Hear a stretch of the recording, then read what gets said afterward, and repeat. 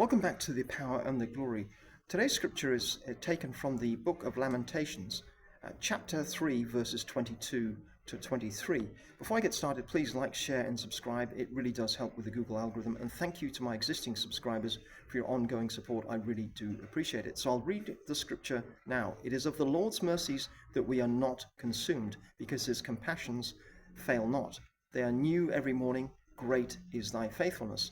So the prophet Jeremiah here is writing in the book of Lamentations during a time of grief and great suffering, during which at around 586 BC, Jerusalem fell to Babylonian forces and the tribe of Judah is in exile. Now, this has all happened as a result of Judah falling out of favor with God because of their sin. So the book explores both the anguish and hope of the prophet Jeremiah and his people and describes God's judgment of Judah's sin, but also, more importantly, his ongoing compassion for his people. So let's look at the verses in a bit more detail. It is of the Lord's mercies that we are not consumed. So this part of the verse shows that it's only because of God's grace and mercies that the people of Judah survive. Mercies here show that God has shown compassion and has withheld just judgment from his people through his kindness in spite of their sin, for which rightfully they should be punished. So it's his mercies that have already helped save his people from not being totally destroyed by the Babylonian forces. The important thing to note here is that there's no expiration date for these mercies. They're provided in perpetuity.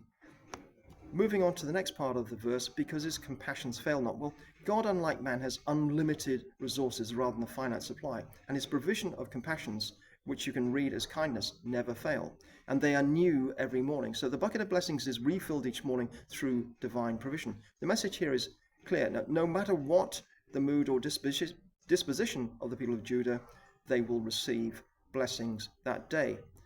And then finally, great is thy faithfulness. Well, the verse ends with the emphasis on how God is always faithful, and the inference is that he will always fulfill his promises. God is faithful in continuing to provide Judah with blessings due to his ongoing covenant that he has made previously with, of course, the prophet Abraham. So what are the key learnings for our own lives out of this passage of Scripture?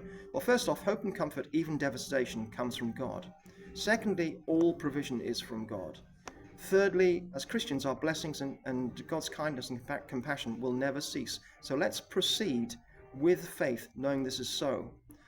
Fourthly, God is always faithful to his promises. And finally, let's adopt an attitude of gratitude and thank him for his ongoing generosity through prayer.